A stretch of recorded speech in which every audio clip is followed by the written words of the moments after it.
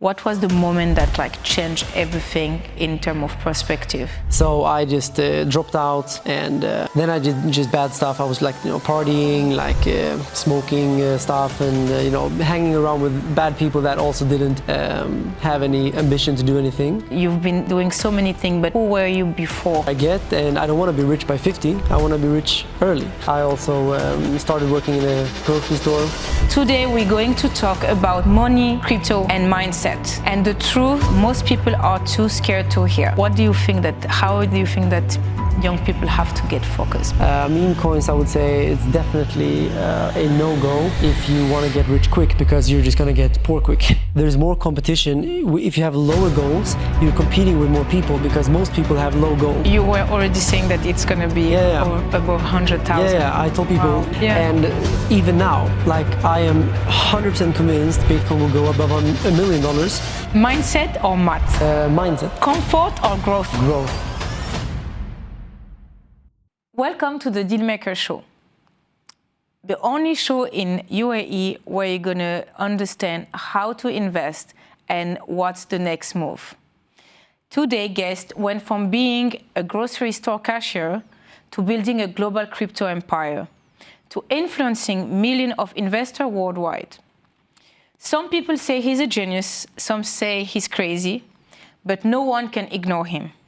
Today we're going to talk about money, crypto, and mindset. And the truth, most people are too scared to hear. This is Carl the Moon, unfiltered. Welcome, Carl. How are you? I am very, very good. Thank you so much for having me.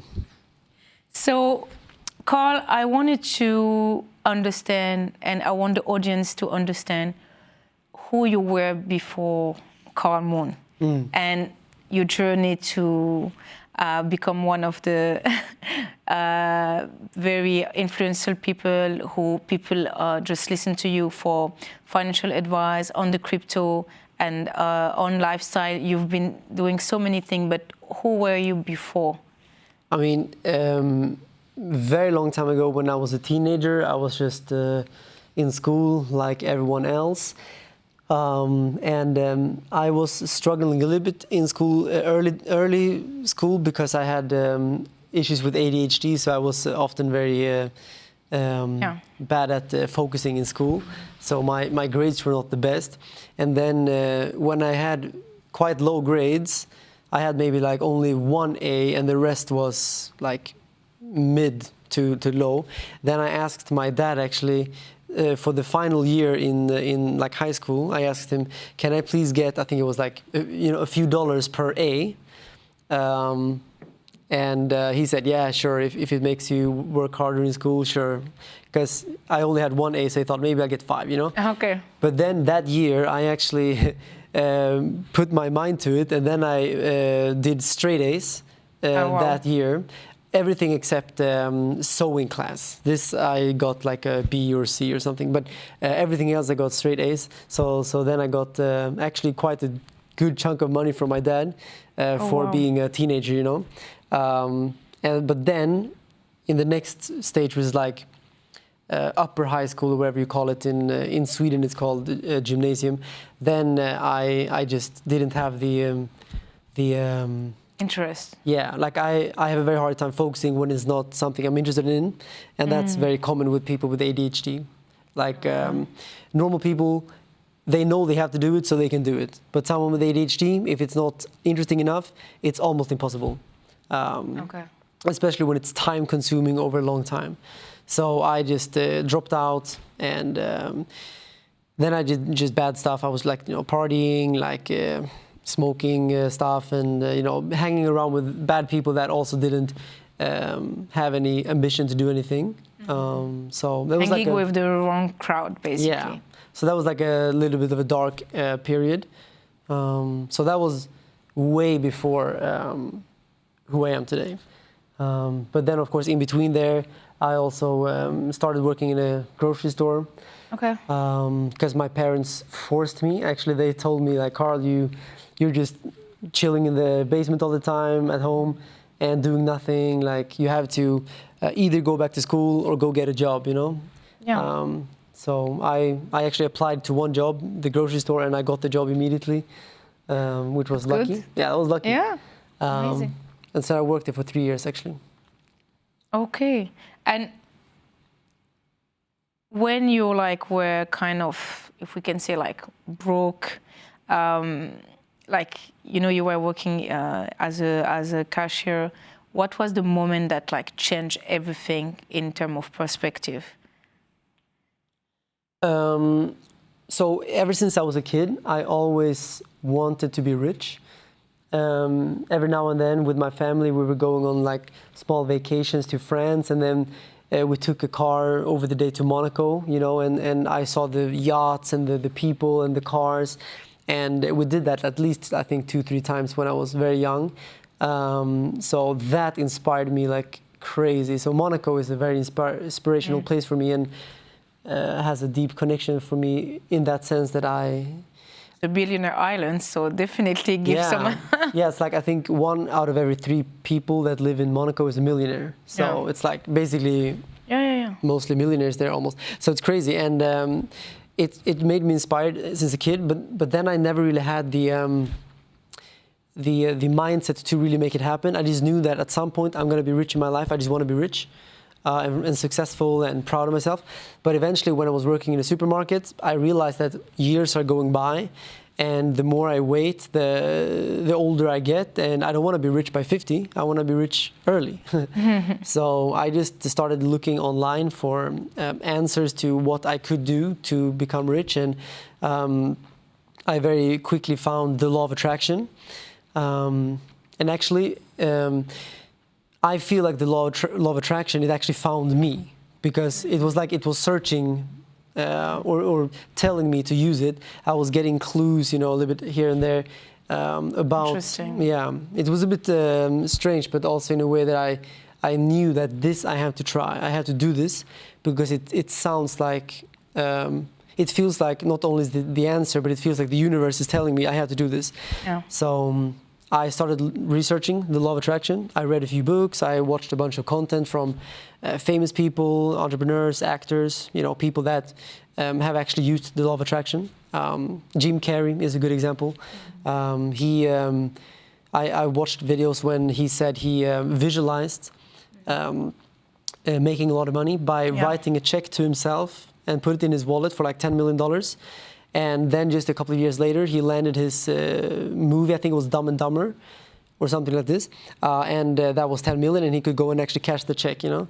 That's insane. Yeah. So I watched a lot of content about famous people that said that mindset and law of attraction and visualization was their key to success. And then I just basically applied everything I could understand, and I applied it to my life. And I can tell you all the steps I did, but within like 2 years of starting that, I already started making money, and now it's like what, 7, 8 years. While working as a cashier, you were doing all this. Exactly. So in the grocery store, I basically told myself like, look, I'm not going to sit in the grocery store my whole life, even though I didn't hate the job, but I hated the idea of staying there for like 10, 20 years. That would be soul crushing to me, especially because I always had this grand idea about myself that I should be someone, I should do something bigger, and so I had to do it. Amazing. I really think that, like, for the audience, what is very important on your message is about when you really believe in yourself. Because like the story is also on believing in yourself. Whatever is your position, like you can be a cashier, you can be a student, like the feeling that you're saying, you know that you going, basically is like, you know that you're going to be rich. And then you just need to have this mindset where it's like, okay, this is what I want to be. And then everything connects. It's like, on my previous podcast with Mo Gaudat, he was saying about, he was thinking about, he wanted to find these very rare coins. And when he thought about it very strongly, whenever he was walking, he was finding them. And I believe, the law of attraction that is that, when for the audience to really rely on that, is that just focus but you really have to believe on what you focus. It's not like it's a dream, or if you start like, I'm never going to get it. It's really to focus on, this is what I want to be, and I'm going to get it, and I want to be the best. And then you feel basically your soul, and you feel the energy. So whatever comes to you is only like people that are, then even like people you met. I'm sure that during this period you change completely your crowd, because I believe that the crowd you hang out with have a big, huge impact on how you can become, and it can stop you, unfortunately, because if you want to focus on that instead of reading all the content, you're gonna, end up just partying and being drunk and, not doing anything. So very interesting, and I really feel that this is something that every single person, investor, entrepreneur, student, if this is something you want to be, you can do it. Thank you so much. So on your journey,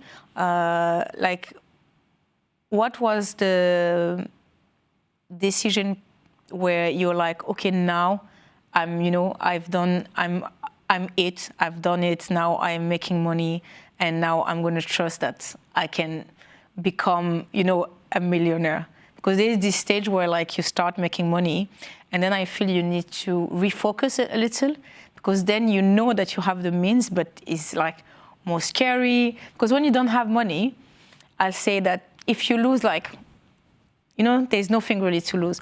But when you start making money and you're the more decision, then you can lose a lot. So I feel it's this stage where 80% of the people are I'm okay with what I am now. And you need to have this extra confidence, no, I really want to become a millionaire, and I really want to make it. And these extra miles, what was the point of decision, or the industry, or how you become so interested into crypto? I mean, so basically, if we go back to when I was in the grocery store, so the steps I were taking then were basically, I was waking up every day, and I was visualizing how I want my life to look like. And before I went to bed, I also visualized how I want my life to look like. And without any specifics, or the only specifics I had was that I was going to be rich and successful. I was going to be proud of myself. I was going to have my parents be proud of me, and I was going to feel freedom, and I wouldn't have, anyone to answer to more than just myself. What do I want to do? And that's what I'm going to do. That's how I visualized my life. And then I had no clue how to make the money, because I didn't know about crypto. I didn't know about entrepreneurship or anything. I was working in a grocery store. That was my level of competence, I knew how to make music, because I love how to make music. So I thought for a while that maybe I'll become a famous pop singer. But to make a lot of money, I just realized that I need to find something, probably online. And then I started looking online for ways to make money. And what I feel with the law of attraction is that if you visualize every single day, you're not going to get the idea day one, right? But the universe will give you the opportunities and the ideas, and then it's our job to take the opportunity and act on the ideas. So some people think that law of attraction is oh, you can just lay in the couch and visualize, and then it's going to happen all. It's not like that. It's more yeah, you can lay in the couch and visualize, and then someone will come by you with an opportunity, but you have to actually get up out of the sofa, go take the opportunity, and then put it into action. But the law of attraction, the universe will give you the opportunities. And that's what I felt with crypto. I saw a video, I researched it, I thought it sounded amazing. I had some prior knowledge of YouTube, because I made a few music covers when I was a teenager. So I thought, I can make videos about crypto and learn more myself about crypto, and then I can monetize it, make money from it. And then eventually I started getting thousands of views per video, because apparently people liked my videos. And because I had so much passion for what I was doing, it just started to snowball into what it is today. And I think that's also a good key when you know the law of attraction is working, it's when you feel like you're working with your passion. And you don't know maybe what your passion is today. Some people might say, well, I don't have a passion, so how do I use this? But I didn't know that I had a passion for crypto. The universe told you, basically. Yeah. The only passion I knew I had was music, which I still have. I still make music, but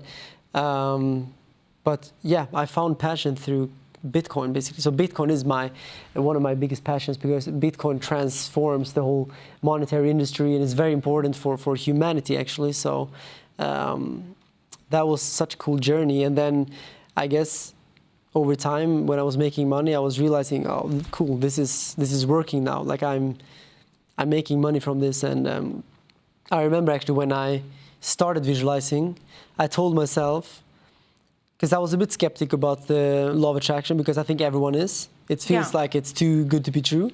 Yeah. And it sounds like people... Too easy, like... Yeah, you know, people on the beaches, like sitting like this, they you know, smoking in Thailand. Like hippie. Yeah, you know, that's what people think about the law of attraction. But I told myself I will try it, I will make sure I do it, and I will do it daily for at least 6 months. And then continue, ideally.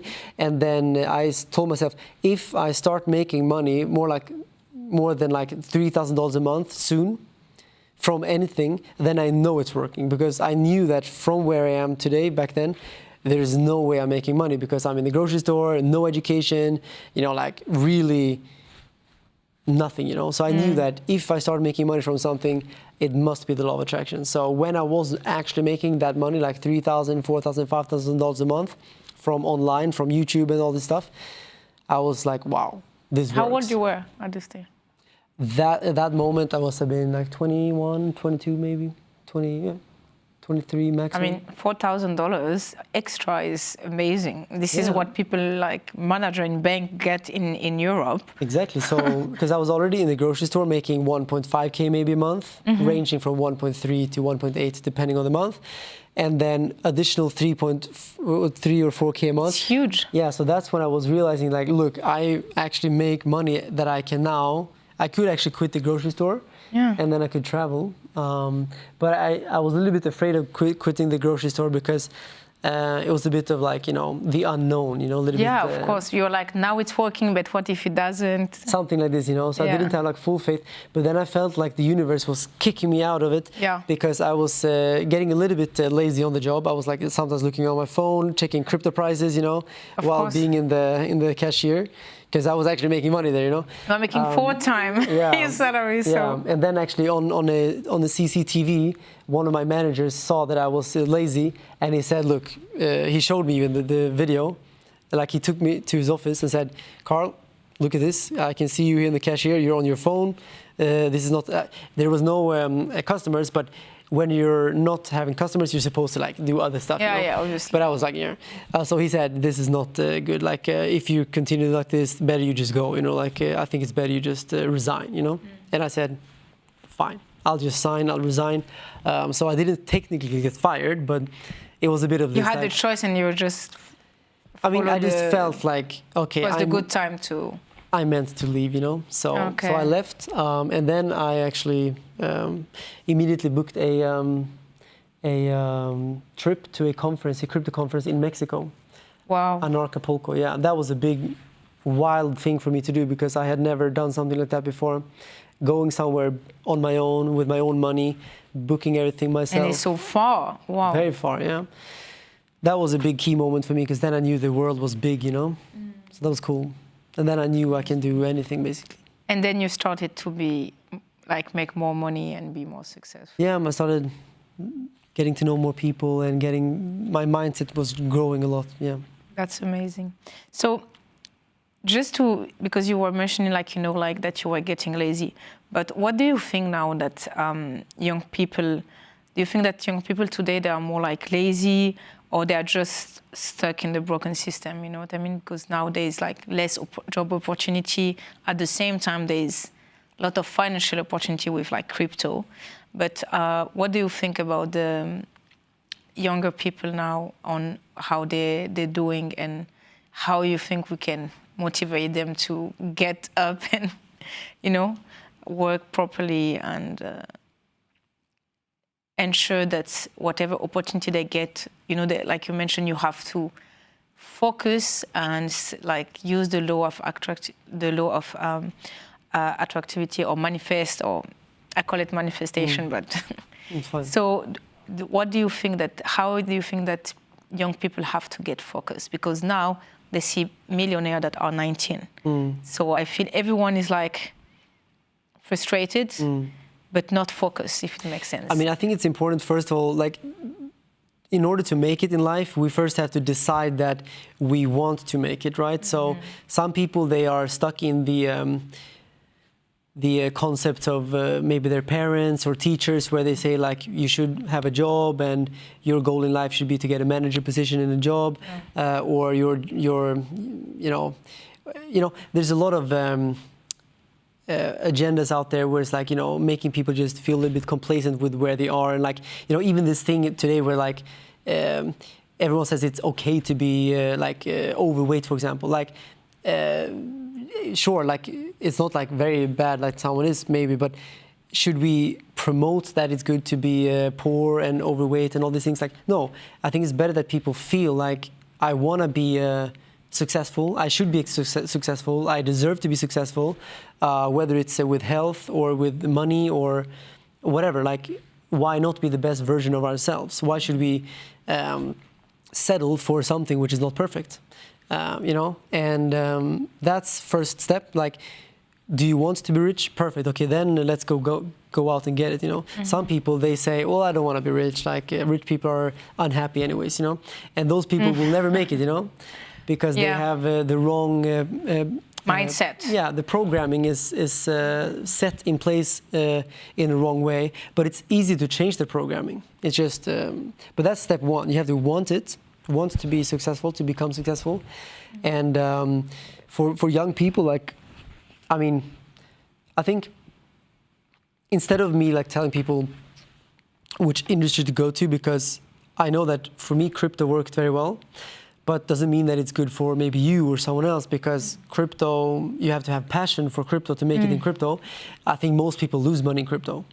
Actually, I agree. Like 90% of the people probably lose because they go in with the wrong mindset. They don't know what it is. They think it's a get rich quick thing, while it's not really. And they focus less on Bitcoin and more on altcoins. And in my opinion, Bitcoin is of course the most important cryptocurrency. It's the one that really matters. The other ones are more or less a casino, I would say. Which is fine. Like, you can dabble in a casino. I do. Sometimes I win, sometimes I lose, you know. But where I consistently made money with crypto is with my business in crypto, my YouTube channel, and putting all the money in Bitcoin and letting Bitcoin then go up in value. So I wouldn't say crypto is necessarily for everyone. However, what is for everyone is to buy a little bit of Bitcoin. That I think every single person in the whole world should do. Buy just a piece of Bitcoin and keep it safe for at least a few years. And I can guarantee you over time, it will go up in value. Just don't sell it in 6 months. Don't sell it in 2 years. Sell it, think 10 years. So my other question was about, like, is Gen Z being lied about how success look like? And I think you just answered that in the fact that you are someone who's like a kind of capital advisor, because you, with the fact and you're passionate about crypto, you're saying to people like what you also invest yourself, you know what I mean? But I feel there are a lot of people who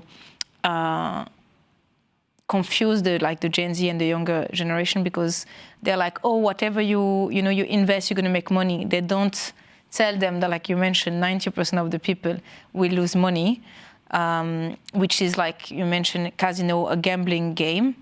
And Bitcoin, when I see like investors that are into Bitcoin, I'll say it's like, it's a commodity right now. So it's completely, even it's a cryptocurrency, the fact that government are investing in it, I think Bitcoin is going to become more as a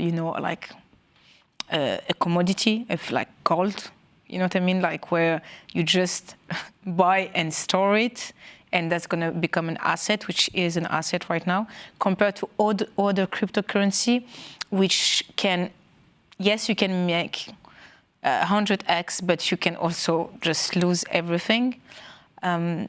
So I think for the younger listener, it's just about educate yourself, which is very important, or make sure that the people that you follow are legit or they also invest themselves.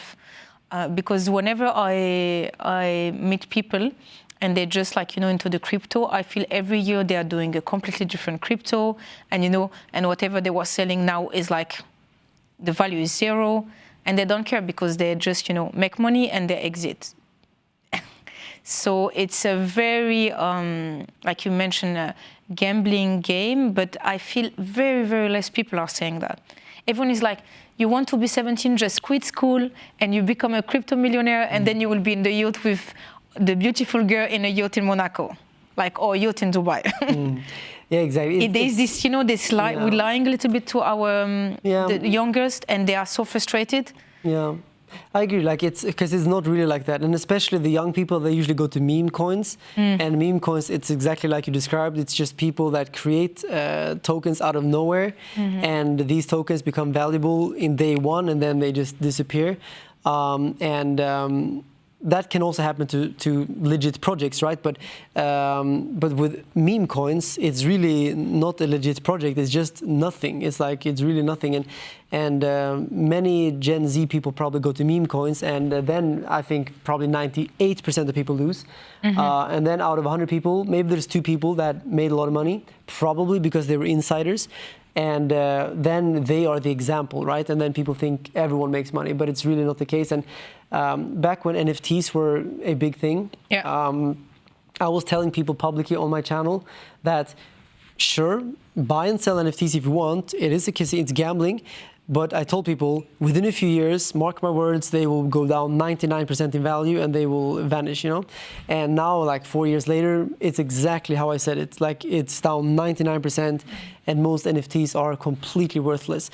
And I think the same thing is happening with meme coins right now. They're also hyped up, and everyone is saying meme coins this, meme coins that.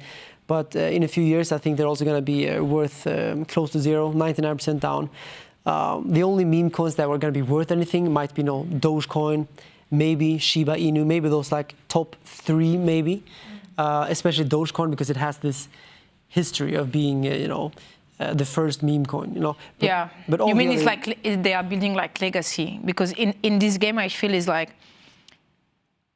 who built it first, and the time make them become legacy, so people trust it. In a way, Dogecoin, they're not even building anything. They were transparent. When he created Dogecoin, he said, this is a joke.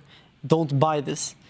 And then people bought it, and it became multi-billion-dollar currency, And that's why it is a interesting thing, because it was created out as a joke. Yeah, don't buy this. Really, he was making a joke out of crypto. Anyone can just make a coin. He just put a photo of a dog, and said this is a joke. I saw it at Solana exhibition. They had a big exhibition. I mean, he had no clue that this would become a big thing, that's for sure.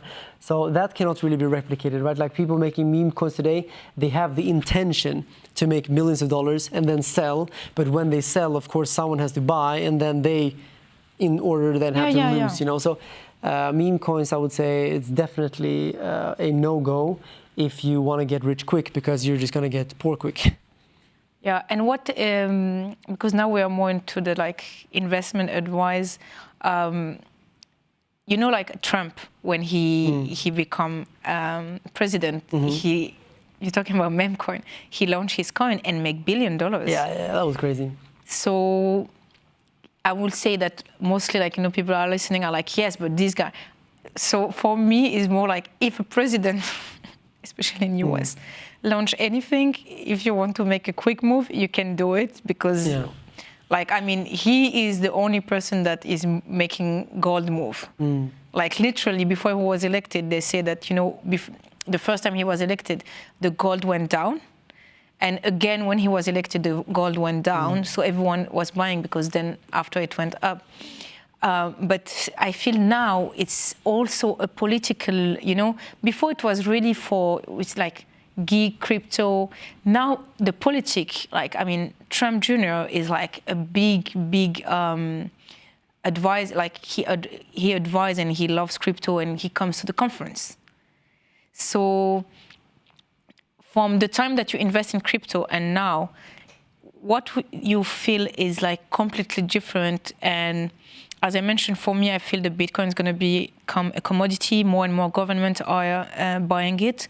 So in terms of like for investors that wanted to, go to the crypto industry, which crypto they should invest and which one you still believe like this is a trend, but just like play with it, but do not put like all your eggs.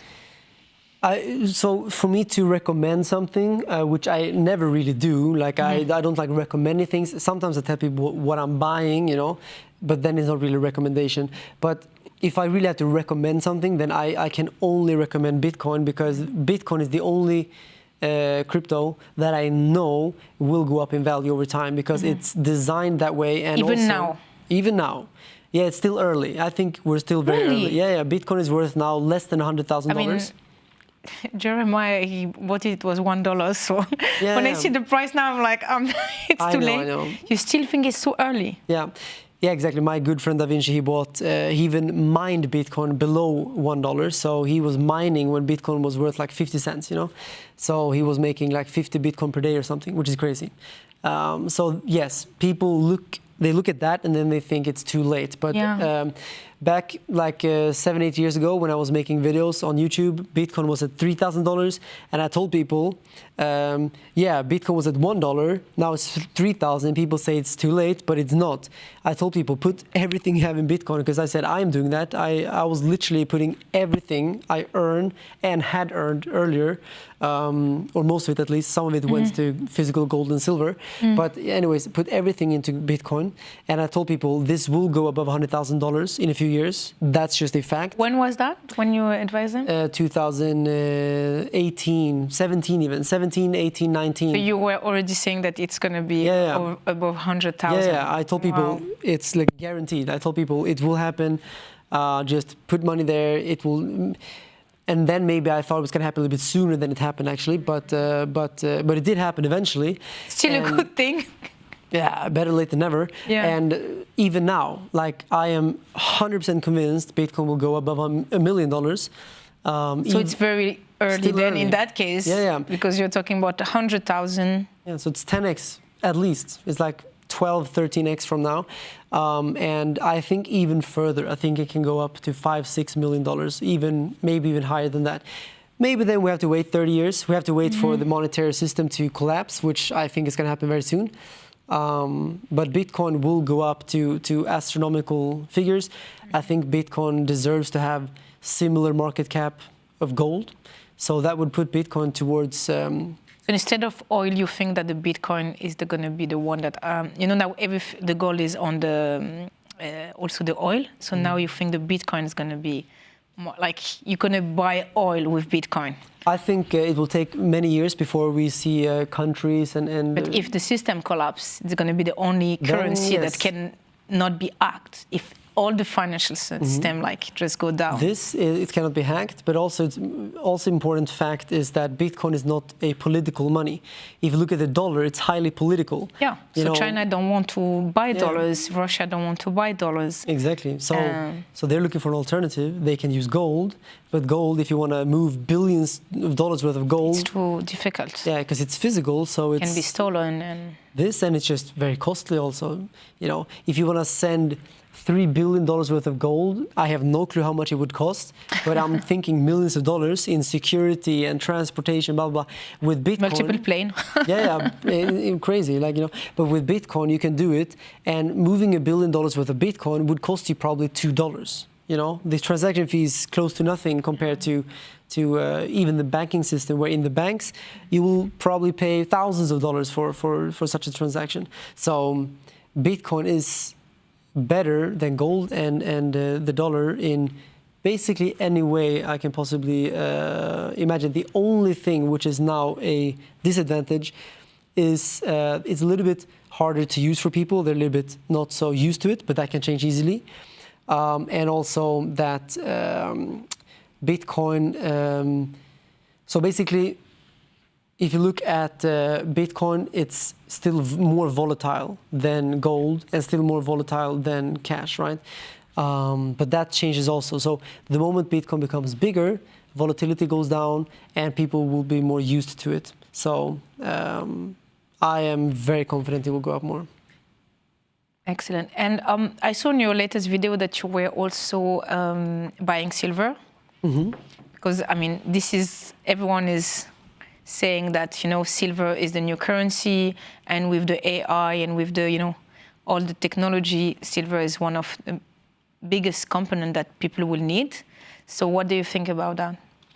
Well, before I went into Bitcoin, I was actually full into physical gold and silver. Okay.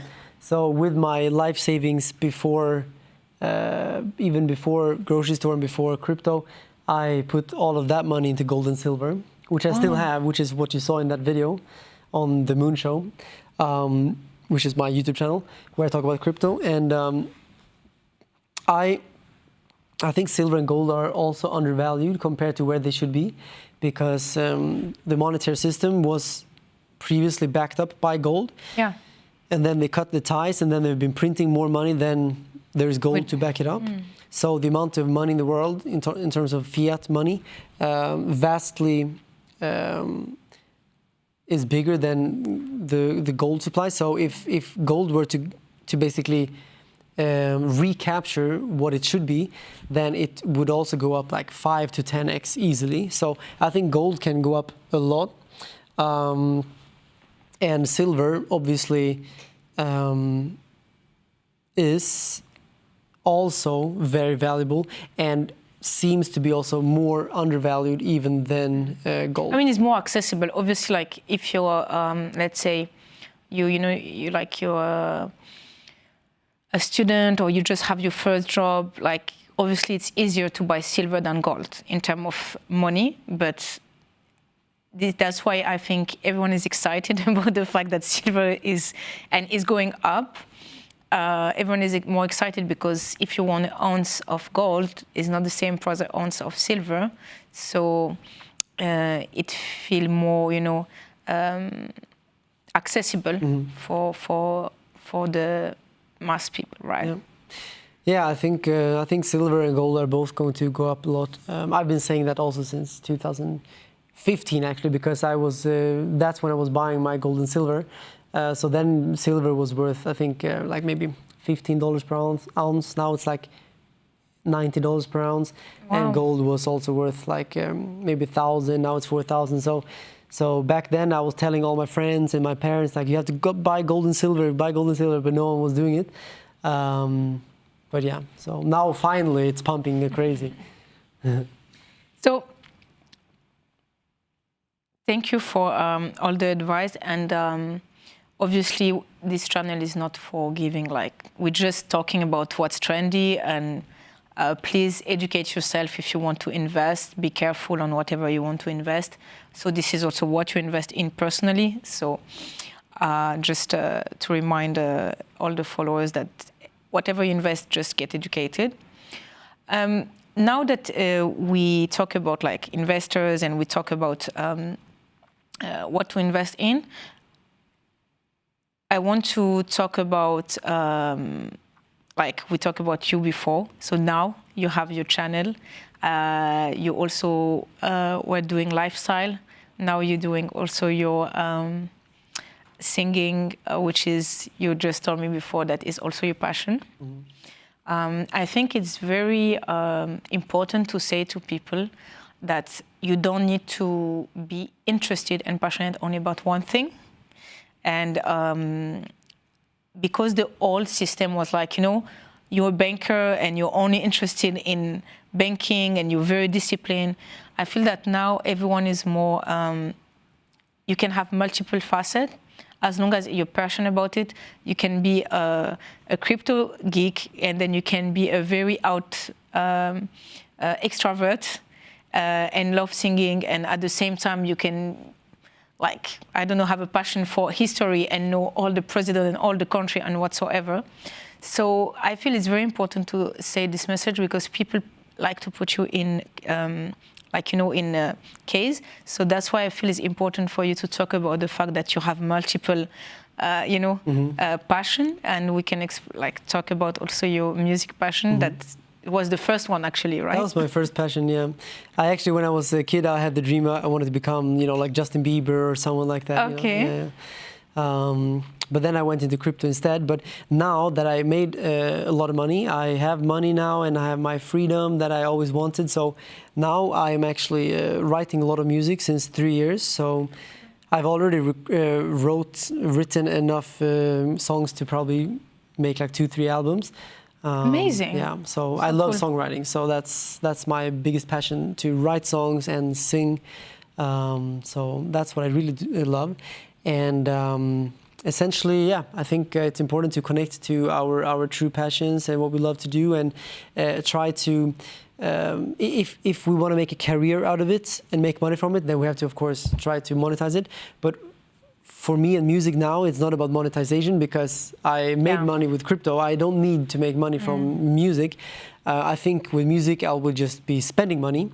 But hopefully... But you can afford it, so it's fine. okay. Yeah. And then you don't have to follow trend. I think this is the freedom in music, right? Exactly. I feel when you're in the music industry, whatever you write and what's trendy can be completely different. So you have this freedom where you just buy whatever you want. And then you don't know. Maybe you don't want to make money, but because you're passionate about it, it's going to hit and you're going to sell more albums than Justin Bieber. This is all we wish for you. Who knows? Yeah, because it's true that, artists, when they're signed to big labels, the labels will tell the artist what to do. Yeah. And they do auto-tune and... Yeah, so they have to make a certain genre, a certain type of music for the TikTok and stuff. But for me, I only write what I enjoy writing. I never write what I think someone will like. I just write because I think this is my favorite music, my favorite song. Like, this is how I would want to listen to that music. That's how I make music. And I think that's the most important thing for artists. And artists that do, I think they have bigger success as well. Amazing. So I just want to finish with a rapid fire. So I'm going to ask you a short question and you say so do you prefer to be rich or free? Rich or free? Then I would say free. Bitcoin or gold? Bitcoin. Crypto or real estate? Crypto. Mindset or math? Or what? Mathematics. Mindset or math? Mindset. Risk or safety? You know what? Early on in my career, I said risk all the time. Now I'm going more towards safety, actually. This is when you know you're wealthy. Yeah. Comfort or growth? Growth. Okay. Money or meaning? Meaning. Okay. Last one, freedom or fame? Freedom. Okay. Thank you so much. So if someone is watching this right now, if you're broke, if you're confused, or you are adopting yourself, just focus, have the right mindset. I feel that there's one thing that you have to learn from this podcast is educate yourself. If you like to watch content, for instance, myself, I like to read. I love this book. I know everyone read it. Think and Grow Rich by Napoleon Hill. Whatever is your way of getting educated, just focus on that. You need to have a great crowd around you. If you don't have the great crowd, just get rid of them and focus on growing and focus on your passion and monetize your passion. Yeah, and also I think it's important to, because before you become successful, you have to go through some pain and some fear. Because, when I booked that first ticket to Mexico, I felt actually fearful because I felt wow, this is so scary. I'm going to go there. What can I expect? It's meeting people. It's going to be a little bit scary.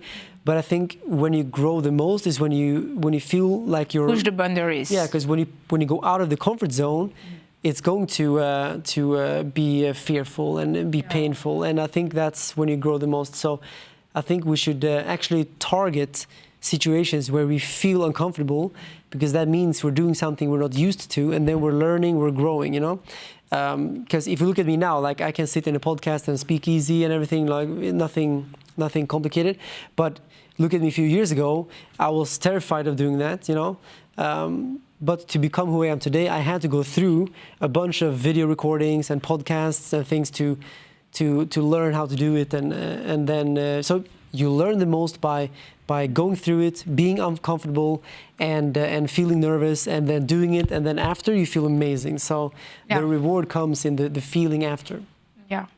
Thank you so much, Carl Moon. Thank you. So please ensure that you are following the amazing YouTube channel, Carl Moon.